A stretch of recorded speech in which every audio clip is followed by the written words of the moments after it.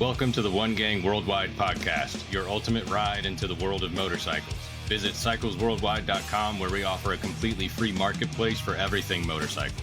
Join our One Gang community where you can connect, share info, and swap stories with riders from all over the world. Join for free at cyclesworldwide.com and be a part of the One Gang community right now. On today's episode of the One Gang Worldwide podcast, we're introducing a true renaissance man of motorsports and public service, Jayson Uribe. Listen as Jayson takes us into his professional motorcycle racing career, automotive forensics, and what it's like serving as a firefighter during the California fires.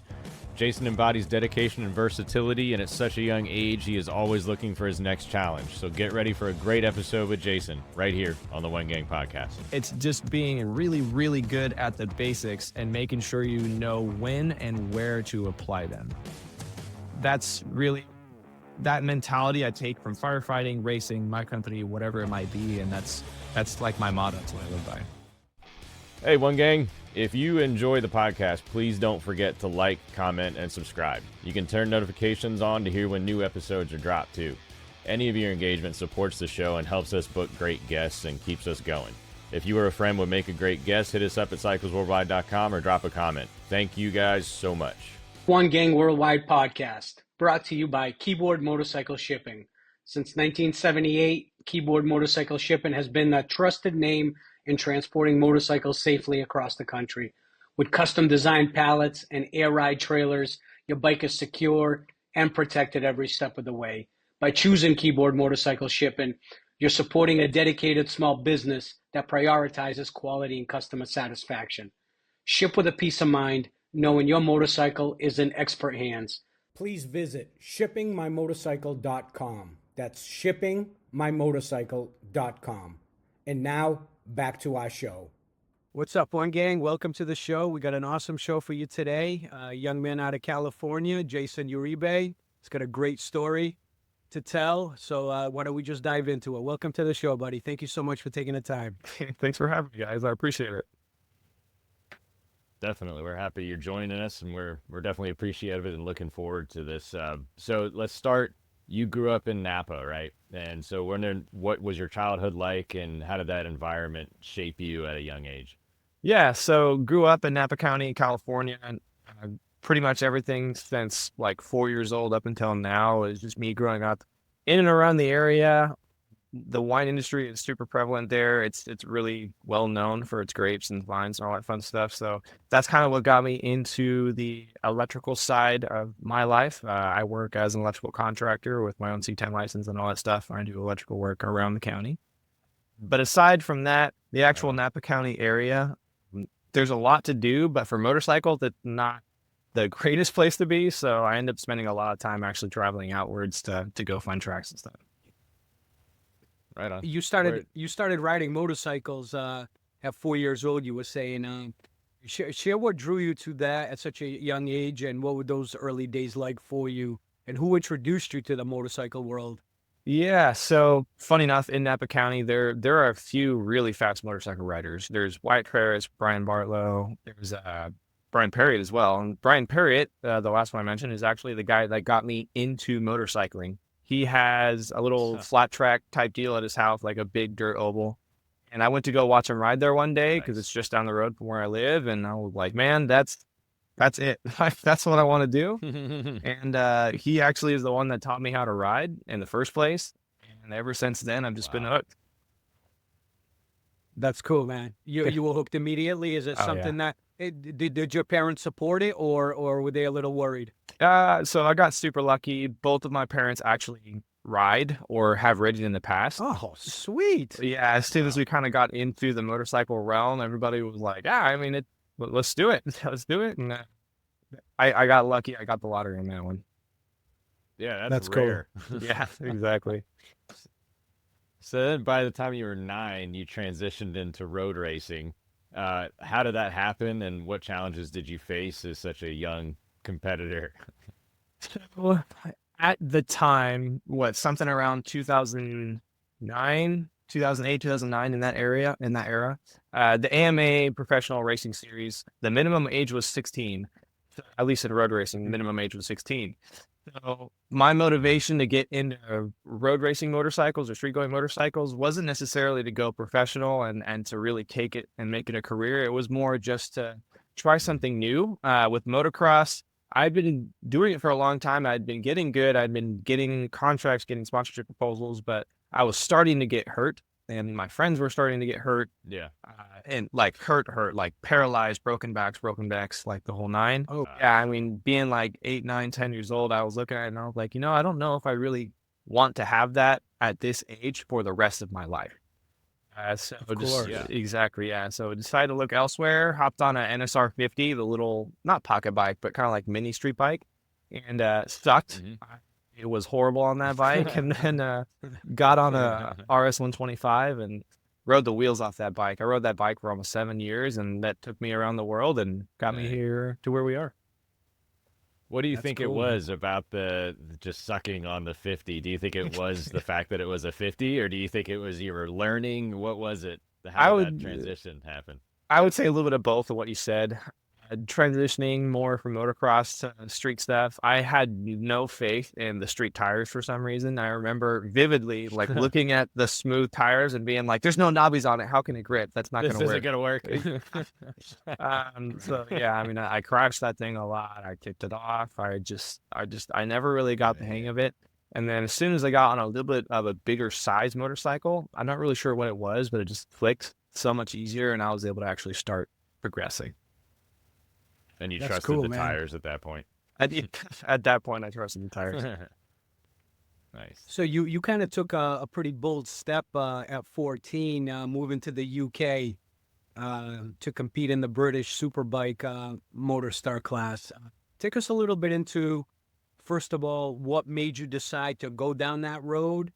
And two is, take us into that transition, living now in a different country, learning different values and racing against other competition. Take us a little bit into that journey. Yeah, so the jump overseas kind of ties back into what we were saying earlier about how AMA had their minimum age requirement of 16 years old. And by the time I was 13, 14, I don't want to say we had peaked, but at least where I was riding in the West Coast and just kind of around the US in general, there wasn't really anything more for us to do. Like we were winning the club races, we were winning these championships, which was great, and it was good exposure, good learning experience, but I didn't know what to do. So we actually had somebody reach out to us from the UK, and they invited us over, and we went over and kind of got shell-shocked at first, but yeah, it was a really good learning experience, and just the different environment altogether. Obviously, you're in a new country, same language, just Right. very different lifestyles, I guess would be the best way to say it. And then just the racing that I was getting immersed into was next level. Again, I didn't really have a lot of experience in the AMA days of old, but going to BSB and having another professional championship, national level championship, it was definitely a guppy thrown in with the sharks. But Did they take into you? I mean, was it a little bit of a hard, with the guys that you were going up against, were they a little bit, let's say, push-offish towards you, or were they pretty solid and took you in as one of them? I would say when I was a guppy, when I was going over there and I was not actively in the top 5, it was way more inviting than I imagined. Like people were super Right, nice. really. Everybody really just welcomed us in the championship as we progressed and as we learned. I feel like it's normal as you get going up there faster and faster, things start to kind of change. And by the time that we were fighting for podiums and when we got second in the championship, it was definitely cutthroat. Like it was definitely a different environment than what I initially came into, but I feel like that's normal. So overall, it was a really good experience, and it really sharpened my skills and how to ride with European riders, and yeah, I learned a lot. That's cool, No man. hazing then? You weren't getting hazed or anything? I definitely had a few moments in the tunnel between Brands Hatch Hot Pit and the actual racetrack where got in some skirmishes, but that was about it. Oh, right on. Were you homesick? Were you homesick at all, or were you? Well, let me ask you this real quick before we transition to the next. Training wise, right? Coming from the States and then going to the UK to train now and to race. Was there a huge difference in the way you were approaching day-to-day activities with that? I would say training was definitely different. It wasn't like I could just go hop on a dirt bike and go ride the local motocross track. I was lucky, especially in 2014, the second year that I was there.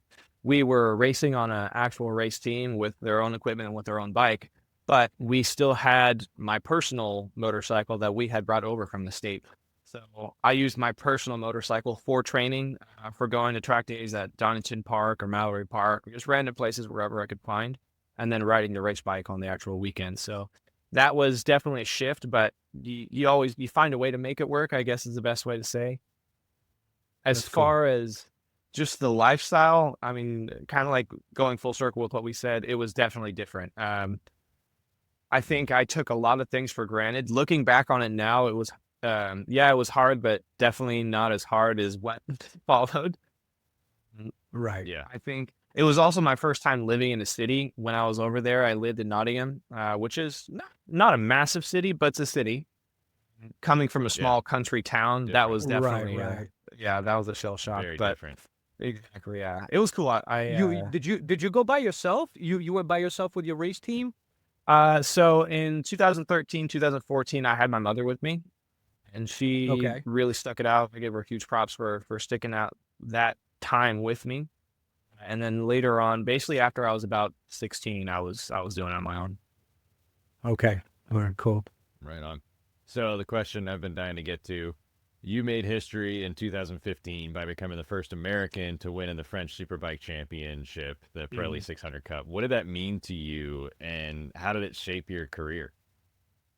I would say so that racetrack at Regimen where that occurred was just one of those racetracks that after I did the first lap, literally the first practice, you do the first lap, and I was like, this is awesome.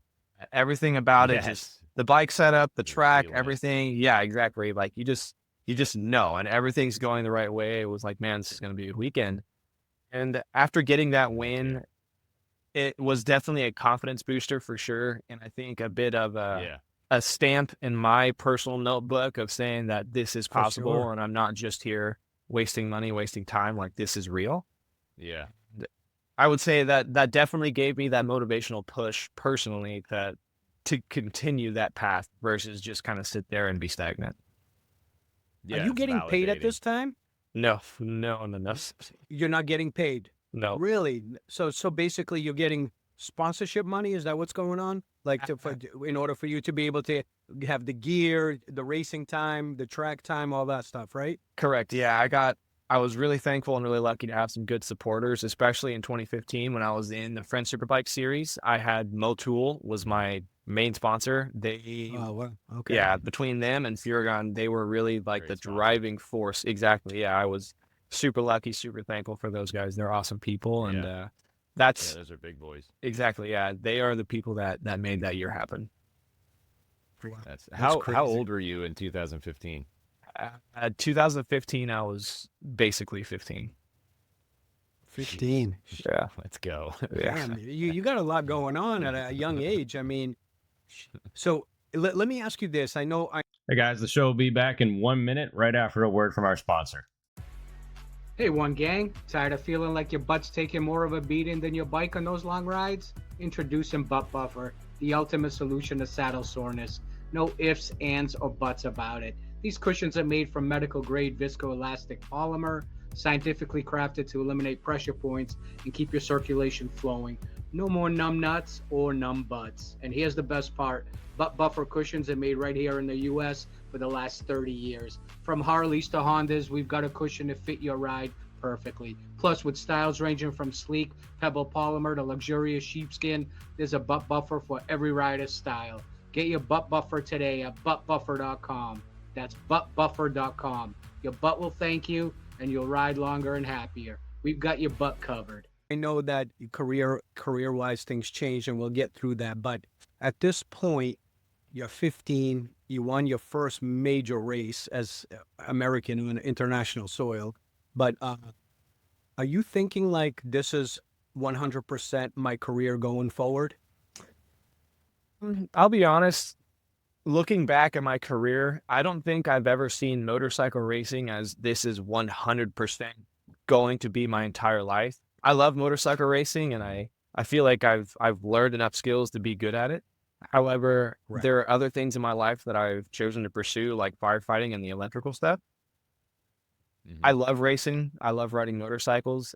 And the few times that I've gotten to that point where I felt like this is all I'm going to do, I started to get burned out. I've started to get hurt. So I've tried to open my horizons and just be a little bit more open-minded. And I think of racing as this is a blessing. This is an opportunity and I'm going to take advantage of it. But at the end of the day, we'll see what happens. That's cool, man. That's cool. All right, so now we join MotoAmerica in 2018, man. Take us into that transition to racing now back on American soil compared to your experience abroad. Yeah, so coming back to the U.S. Was a little bit of a different. It wasn't planned. Basically, going into 2018, I had a contract to stay in CEV on a Moto 2, and then just a couple things happened. It didn't work out. I came back to the U.S. and hopped on my personal CBR 1000 and did some training, did some racing, did a few things here and there. And honestly, I was amazed at the level of MotoAmerica. Coming back, I hadn't really seen a whole lot of the MotoAmerica Championship since it got created in 2015, 2016 in that general area. Obviously, I'd been watching it, but just not really have that immersion into it. It was a little bit of I don't want to say shell shock, but just a different experience, a different environment. Explain that. Explain the difference. The difference would be coming from the Junior World Championship, coming from CEV, you had HRC Honda, you had the Nova Ducati, you had Aprilia, you had the World Championship teams that had their own little subdivision in CEV. And then obviously coming to America, it's a different ballgame as far as it's not necessarily getting HRC Honda to come to America. It's more, we are building the American companies, the American side of these big OEMs into pushing the American market. So instead of like a world championship, it's more driving the American market. I don't know if that makes a lot of sense. It does. It does. Yeah. It's just a little bit of a different mentality. At the same time, this is something I've been trying to get better at. Riding in Europe in general is very, very aggressive. Very aggressive. They will take you out in a heartbeat. And then coming back to the US, it's a little bit of a different outlook on that. I've definitely had my hand slapped a few times for being too aggressive. Trying to kind of come down off of that. And bringing that right, because you're driving so defensive with aggressive. I know, because in Europe, MotoGP is it's a way of life for a lot of them. I mean, it's one of the biggest events in the world as far as where in the States it's a little bit different. Like, you're right, exactly what you said is, they're building their brand here. They've already had their brand there, so that makes a lot of sense. Wow, that's crazy now to figure that one out. So, when you went to the 1000 series, right? Obviously, bikes are a lot bigger, a lot faster. You transitioned pretty smoothly. Did it feel, or did it take a little time as far as that was? I would say it took a little bit of time as far as the riding style, not so much as the horsepower goes. So getting used to the horsepower doesn't really take a long time because you can just do it all with your wrists. As far as learning how to ride the bike differently and going more, charging into corners, slowing down, turning, and then charging out versus more of that smooth kind of flowing style that you take on a 600 bike or smaller. That is what took a bit of time to wrap my head around. I still find myself reverting back to those like flowing lines versus just get it in and get it out. And granted, there's a balance of everything in between, but that's definitely taken some time. Let me ask you a question, just for our listeners who may have interest in pursuing a racing career or maybe just starting out on the sport bike world. What would you say to somebody who's coming up or who's just starting to ride the sport bikes, as far as like, what advice would you have liked to have heard? Because I know a lot of kids, I'll just give you an example where I'm trying to get to here. A lot of these kids, man, they get their license first and they jump on a big ass bike, 750 or 1000 right away, right? I mean, that is a rocket ship for somebody who would not. How would you say, if you had a son coming up, how would you train him or her as far as moving up in the levels of sport bikes? I would say the advice that I've been given and the experience that I've had instead of trying to jump up so fast, whether it's with bike size, whether it's with championship, whatever it might be, get really good, really, really good with what you're on right now. If you're on a 125, if you're on a Ninja 400, whatever, become the best and then move, and then become the best and then move, instead of trying to always catch up, if that makes sense. If you're always in fifth place, trying to get to that fourth, trying to get to that podium, granted, it takes time and it is what it is. But if you find yourself always there, it's probably a signal to focus on something else that's going on in your riding. That is what I've learned through personal experience, and that's what I've had people tell me when I was younger, but I was stupid and didn't listen. So that's definitely what I try and preach now. That's that awesome, lesson man. from Great the 50 advice. stuck with you. That's hilarious. Exactly. All right, so nowadays you're with OrangeCat. So you're 2024 MotoAmerica Stock 1000 Championship with OrangeCat. Mhm. What are your goals for this season, and what excites you the most about this opportunity? I would say 2024 on the OrangeCat BMW was a really good learning year for me. Going into the year, I had a pretty good idea of where I thought we'd end up finishing. I knew that Hayden was going to be strong. I knew that there'd be a few other people up there. I think that it took me a while to get used to the BMW in a racing scenario. We did testing and things like that, but until you really get into a race, it's a little hard to predict exactly what's going to happen. The first round for us at Barber, I don't want to say was a failure. It wasn't a failure by any means, but definitely it was that eye-opening, like, I got to fix something. Something's happening. I'm not where I need to be.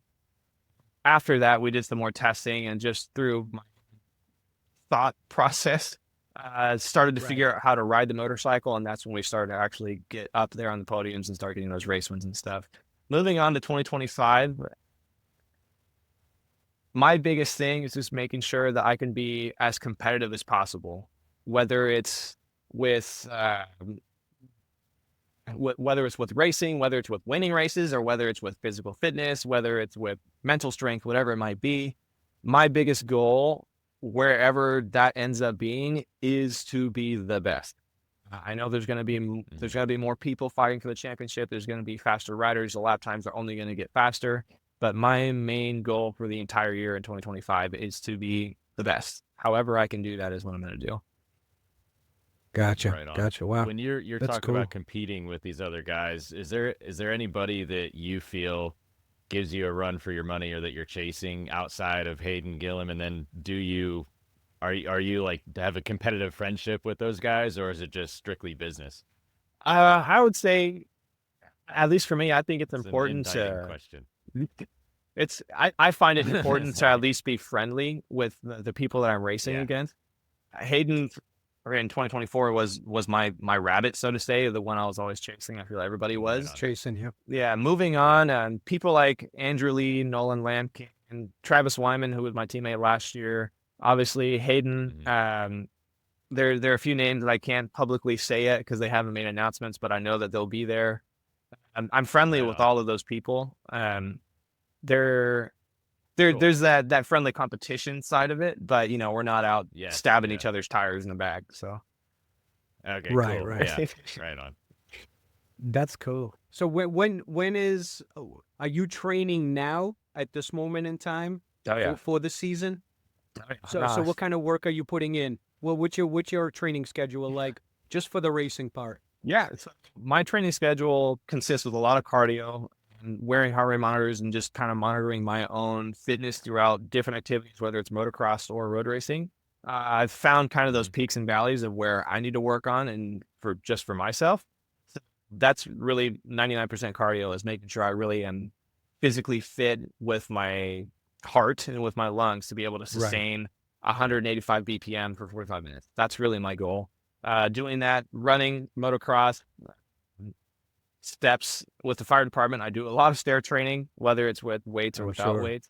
So I definitely use my fire department training to help with the racing as well. That's cool, man. Cool. That's cool.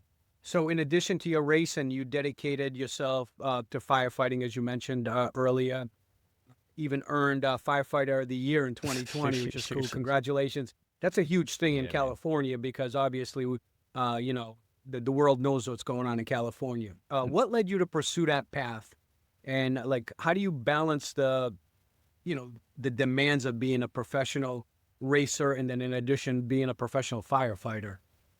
So what led me to the firefighting career was, it's more one of those things that I feel I've always wanted to do, but I had never devoted the time necessary to actually do it. And then in 2017, 2018, there were a couple decent sized fires in my area in Napa County. And I remember that we got evacuated for one of them. And as my family was leaving, I remember looking at the fire and being like, I don't ever want to leave from that again. I want to be going towards it. And that was kind of what clicked in my mind, and decided to sign up for the firefighter academy that following year.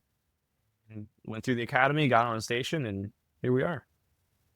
That's cool, man. So firefighting and racing, there's a lot of kind of intertwining with the unpredictability and, the intensity, you name it. What lessons have you learned from firefighting, especially in Cali? Yeah, so the biggest lessons that I've learned from firefighting that I transition over into racing is having a calm state of mind, making sure that I can stay focused and stay as level-headed as possible in stressful situations. A quote that I live by, whether it's with firefighting, whether it's with my company, racing, whatever, is actually an old YCRS quote that I was taught years and years ago.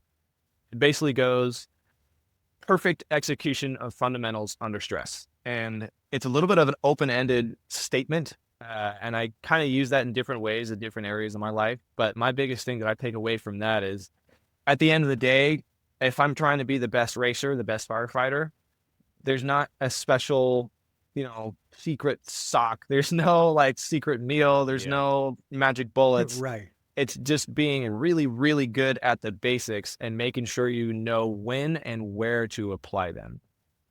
That's really that mentality I take from firefighting, racing, my company, whatever it might be. And that's like my motto. That's what I live by. That's crazy. Right on. Right now it's January 9th, I'm sorry, as this podcast is being done. And before we started recording, we were kind of talking to Jayson about the fires going on in California. Jayson, take our listeners a little bit about what's going on and what you're up to with all this stuff that's happening now in your state. So right now what's going on is in LA County, LA City, there are a few pretty decent fires. We have the Palisades Fire, the Eaton Fire, the Sunset Fire, and there's a few other small ones that are happening right now. And a lot of that stems from the central fire, the Palisades Fire, that was basically sending out embers miles and miles and miles. And then those embers were eventually lighting other things on fire. And that's kind of how it just exploded in a day or so timeline.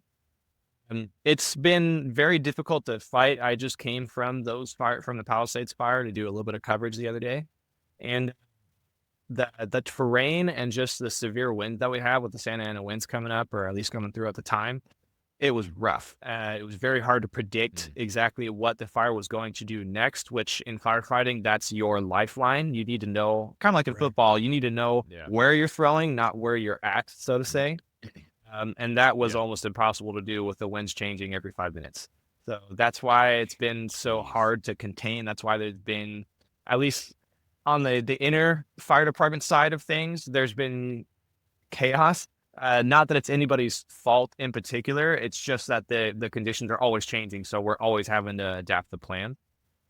But yeah, it's definitely been a challenging few days. And luckily now the winds are dying down, so we're able to actually make progress on it. But yeah, prayers out to those that are affected. For sure. And you guys have a lot of firefighters from different states coming in to help in this thing, or is it mainly all the California firefighters? Basically every fire department in California has at least some kind of unit down here in LA right now. I'm sure there are others from out of state. I just personally don't know of any, but I imagine like Nevada, because we're so close to it right now, definitely has some people around, and then maybe Oregon, Washington, but we'll see. Oh, that's crazy. Well, thanks for giving us an update about that. So that's definitely, our hearts are with you guys, the people of California. It's a crying shame that we won't get into the politics side, but let's go on to tell us a little bit about Code 3 Consultation. It's a business you started focusing on vehicular investigation and expert witness services. Take us, one, what made you start it, how this plan came about, and two is give us a nice detail of what this business is all about. Yeah, so Code 3 Consultations is basically a vehicular investigation company that I created to do exactly that. So my job is to investigate car accidents, investigate motorcycle accidents, and figure out root cause, figure out what could have been done differently, and how we can best prevent them in the future. That's really what Code 3 Consultations kind of revolves around. Outside of that, kind of has little fingers in different areas with autonomous vehicle development, tire development, OEM development, whatever it might be. Basically, if it involves 2 or 4 wheels or 3 wheels, I try to at least be relevant in the process of developing safety measures and developing training, developing whatever it might need to be better protect the public when it gets released or whenever things do come out and happen. So that's really what Code 3 Consultations is about. And it's, for me, just been a really good learning experience. I've met some really cool people. I've done some really cool things, and some big things are in the work. I'm really excited to see what the How future did brings. this come about? How did this come about? So Code 3 Consultations came about because, honestly, a friend of mine was involved in an accident that put him in jail, and I don't think it was his fault. I remember going to the scene after the incident happened, looking at the skid marks, looking at all the information that was available, and thinking to myself, this wasn't his fault. He was just kind of an innocent bystander in this. Man. And then taking that Wow. to the police, taking that to the court, and not getting laughed out, because I don't want to put any shame on anybody, but I didn't have anything to kind of support my theory, support my claims. So that was when I decided I need to create something that will give me weight, that will give me relevance in that kind of manner. And here we are. That's cool, man. It's amazing how great ideas come about when in a time of need, you know, and you don't really realize it until you have to do it. So that's awesome. All right, here's a tough one for you. Looking back at all your experiences so far, so racing, EMT, firefighting, electrical apprenticeship, business, and I'm sure there's 10 other things that you've been doing and up to. What's been the most challenging part of your journey?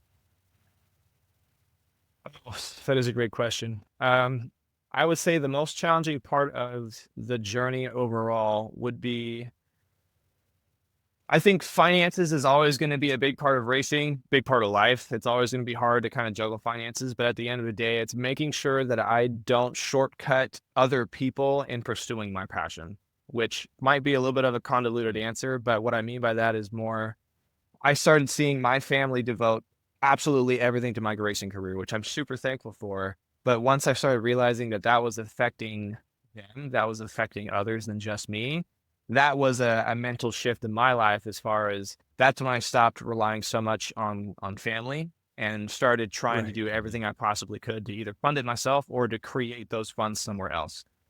And that was, I don't know if I want to say it was a dark time in my life, but I guess just going through that mental shift and understanding that this is life, this is something that we have to work on and figure out, was definitely a big challenge. And it took me a year or two to figure out how to do that. So You in a good place now? Are you in a good place now with everything? Yes, I've been really trying my best to make sure I've set myself up for success, whether it's with my company or outside work, whatever it might be. And luckily, I'm at a point now where I can pretty much be self-sufficient, which I'm super thankful for, but definitely getting there was a challenge. And able to balance everything too, right? I mean, you got a lot on your plate. So how are you doing that? Balance is something I'm always trying to get better at. My fiance Amber is always giving me a hard time about make sure I'm more balanced with life, and she's right. Right. So yeah, I would say that's something I'm actively working on, is just trying to get a better understanding of where I can spend time and where I can't, and go from there. Gotcha. Well, with so many accomplishments under your belt, what's one lesson or piece of advice you'd like to share with others who are chasing their dreams, their passions? Well, what kind of advice would you give somebody listening to this podcast now and digging what you're doing and how you're approaching life? You're what, 27, 28? How old are you? 25. Yeah, almost 26. Oh, 25. Sorry. No, So you're good. 25, man. You've already got a few things moving forward, man. So give somebody who's 20, 21, 22, and listening to this, what kind of advice would you give them? Don't give Just up. chasing their dreams. I would say don't give up. and pursue it as long as you want to pursue it. The biggest thing that I've been told that I've learned is that you're going to get a million people to say no to your face, whatever it might be. Not everybody has your best interest at heart, but at the end of the day, if you can get one person to say yes, or if you can get that one contract, or if you can get that one opportunity, that could change your life. That's all it takes. Exactly, Yep. exactly. It's cool, man. Great advice. Great advice. I know that we're short on time because you got things going on with additional thing. I mean, I don't even know how you balance everything. It's pretty amazing. So, where can people find you on social media if they needed to reach out and ask or follow you? Yeah, so my social media handles on Facebook is just Jayson Uribe. On Instagram, it's Jayson36 Uribe. Necessarily on a bunch of the other ones at this moment, but on YouTube, I'm also around at Jayson Uribe. So my biggest thing is, again, thank you guys for your time, and apologies. I have another meeting in the fire department that I have to run to. It's just been crazy the last few days, but yeah, super nice No to worries. meet you guys, and thank you for the opportunity. Likewise, You too, likewise. Jason. Well, we'll skip the speed round on this one, but we'll have you back on maybe at the end of the year, see how things are, see how the racing season went, things of that nature. All right. So thank you so much for taking your valuable time at this point in time and coming on and BSing with us for a little bit. Thank you guys. And Jason, right, one buddy. quick note before you leave. I noticed you were answering that question about what has been the most challenging aspect of things and implicating other people or shortcutting, as you said. But the fact that you recognized that and overcame it, I think that is super validating and indicating that you're an honorable dude. And I think that that's really, really admirable. So thanks for sharing that with us, man. We really appreciate and respect you, and we're looking forward to following along. I'm going to have an 11, 8, and 6-year-old yelling at the TV when you're on. So we'll be following you, man. We're excited For to watch sure, you buddy. grow. For sure. Thank you guys. I appreciate it. You, man. All right, You're buddy. a hero. Be Thanks safe. for fighting. Be good. Yeah, no doubt, man. No doubt.